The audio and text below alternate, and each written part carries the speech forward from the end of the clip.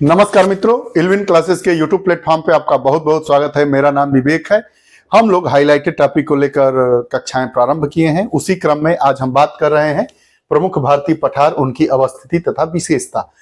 भारत में कौन कौन से पठार है, वह कहाँ स्थित है, उनकी विशेषता क्या है, इससे एक दो प्रश्न पूछ लिए जाते हैं, तो इसीलिए इस कक्षा को लिया गया है। पठार एवं राज्य। कठियावाड़ जो का पठार है वह गुजरात के कठियावाड़ में है। पूछेगा कि कठियावाड़ का पठार कहाँ है, तो कठियावाड़ गुजरात का एक स्थान है, वहीं पर यह पठार है। इसकी विशेषता क्या है, तो ये प्राचीन आर्कियन पठार है, दक्कन पठार का एक अंग है। कठियावाड़ जो पठार है वो दक्कन पठार का ही अंग है। तटीय एवं नदी घाटी क्षेत्रों में जलोढ़ संरचना भी मिलती है, जलोढ़ संरचना मिलती है। आगे दूसरा है हमारा मेवाड़, जिसे मारवाड़ का भी पठार कहते हैं। मेवाड़ या मारवाड़ का पठार यह कहाँ स्थित है, दक्षिण पश्चिम राजस्थान में स्थित है। मेवाड़ या मारवाड़ का पठार कहाँ स्थित है, दक्षिण पश्चिम राजस्थान में स्थित है। इसकी विशेषता क्या है, इसकी विशेषता यह है कि अरावली के पश्चिम में स्थित प्राचीनतम पठार एवं शुष्क प्रदेश मारवाड़ी संस्कृति का केंद्र है। जो मेवाड़ का पठार है, जिसे मारवाड़ का भी पठार कहते हैं, दक्षिण पश्चिम राजस्थान में अवस्थित है, स्थित है। यह अरावली जो श्रेणी है, पर्वत श्रृंखला, उसके दक्षिण, उसके पश्चिम में स्थित है। जैसे ये अरावली है, मान लीजिए ये अरावली पर्वत श्रृंखला है, तो इसके पश्चिम में स्थित है, जिसका नाम है, यह राजस्थान में है और मारवाड़ का पठार है। शुष्क प्रदेश है, मारवाड़ी संस्कृति का केंद्र है। तो कठियावाड़ का पठार कहाँ पे है, गुजरात में है। मारवाड़ पठार कहाँ है, राजस्थान में है। बुंदेलखंड का पठार, बुंदेलखंड का पठार, बुंदेलखंड वाला रीजन 13 जनपदों का एक 13 जनपद हैं बुंदेलखंड में, जिसमें जो 7 जनपद हैं वो उत्तर प्रदेश के हैं और 6 जनपद हैं वो राजस्थान मध्य प्रदेश के हैं। 7 उत्तर प्रदेश और 6 मध्य प्रदेश के जनपदों को मिलाकर बुंदेलखंड का रीजन बनाया गया है। कुल 13 जिले हैं इसमें। बुंदेलखंड का जो पठार है, बुंदेलखंड का जो पठार है वो मध्य प्रदेश और उत्तर प्रदेश में अवस्थित है। इसकी विशेषता ये है कि जो नीच चट्टान की अधिकता होने के कारण इसे नीच पठार भी कहा जाता है। बुंदेलखंड के पठार में नीच चट्टानों की अधिकता होने के कारण इसे नीच पठार भी कहा जाता है।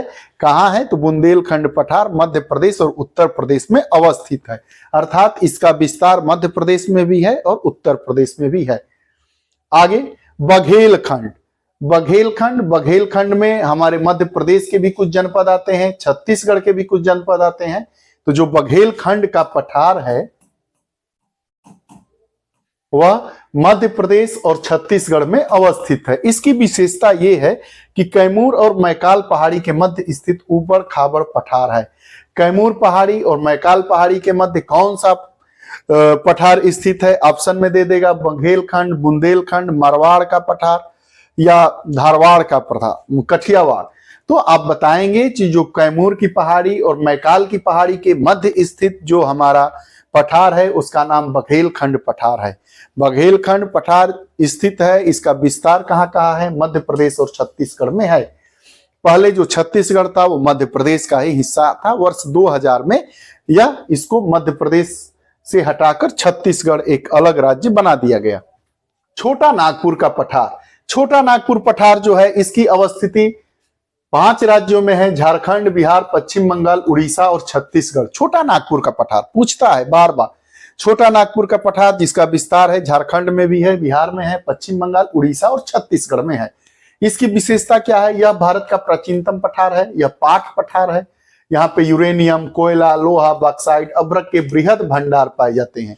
जो छोटा नागपुर का पठार है वहां पे यूरेनियम, कोयला, लोहा, बॉक्साइट और अभ्रक के बृहद भंडार पाए जाते हैं। इसका विस्तार भारत के 5 राज्यों में है, झारखंड, बिहार, पश्चिम बंगाल, उड़ीसा और छत्तीसगढ़। रायलसीमा का पठार। रायलसीमा का पठार कहाँ स्थित है, आंध्र प्रदेश में। अक्सर मिलाने के लिए आ जाता है।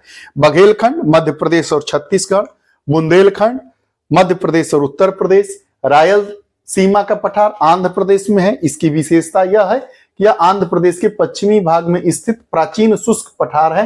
यह वृष्टि छाया वाला क्षेत्र है, वृष्टि छाया वाला क्षेत्र है। पुनः देखेंगे रायलसीमा का पठार आंध्र प्रदेश में है, आंध्र प्रदेश के पश्चिमी भाग में स्थित प्राचीनतम शुष्क पठार है जो वृष्टि छाया क्षेत्र में अवस्थित है। अगला हमारा पठार मेघालय का पठार, नाम से ही स्पष्ट है कि इसका विस्तार मेघालय में होगा। इसकी विशेषता क्या है? प्राचीन आर्कियन पठार जो मुख्य पठार का अंग था, लेकिन वर्तमान में राजमहल गैप के द्वारा इसको अलग कर दिया गया है।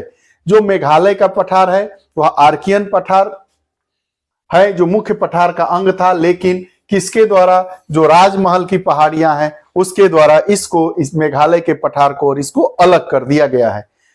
अगला जो पठार है दक्कन लावा का पठार, इसकी अवस्थिति 2 राज्यों में है, मध्य प्रदेश और गुजरात में, संपूर्ण दक्षिण भारत, अर्थात मुख्यतः जो इसका हिस्सा है मध्य प्रदेश और गुजरात को शामिल करते हुए संपूर्ण दक्षिणी भाग को यह अपने आप में विस्तारित किए हुए है। इसकी विशेषता यह है कि यह दक्षिणी मैग्मा इसमें ज्यादा है, ज्वालामुखी वाला है, काली मिट्टी का क्षेत्र कपास की खेती के लिए उपयोगी है।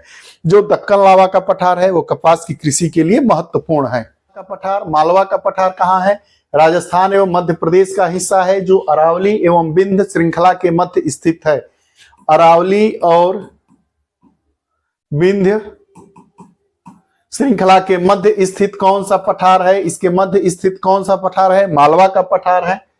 यहाँ पश्चिम एवं पूर्व दोनों ओर बहने वाली नदियां हैं। पूछता है कि किस पठार की यह विशेषता है कि वहां पश्चिम की ओर बहने वाली नदियां और पूरब की ओर बहने वाली नदियां दोनों हैं। तो जो हमारा मालवा का पठार है इसकी यह विशेषता है कि यहाँ पश्चिम से बहने वाली नदियां, पश्चिम की ओर बहने वाली और पूरब की ओर बहने वाली दोनों प्रकार की नदियां इसमें हैं।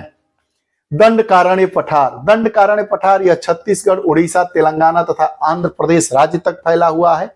भारत का सबसे ऊंचा पठार लद्दाख का पठार है। अगला नेक्स्ट है भारत का सबसे ऊंचा पठार लद्दाख का पठार है। हमने भारत के प्रमुख सभी पठारों के बारे में पढ़ा। अक्सर पठार का नाम और उनकी अवस्थिति कहाँ स्थित है, उसकी विशेषता क्या है, हमने जितने पहलू होते हैं सभी पहलुओं को इस कक्षा में शामिल करने का भरपूर प्रयास किया गया है। उम्मीद है इस कक्षा से अगर पठार से प्रश्न पूछ लिए जाएंगे तो निश्चित ही सभी प्रश्न इसी कक्षा से आ जाएंगे। आपको हमारी कक्षाएं कैसी लगती हैं कृपया कमेंट बॉक्स में अपने विचार दें। पुनः नई कक्षा के साथ उपस्थित होंगे, तब तक के लिए बहुत बहुत धन्यवाद। नमस्कार।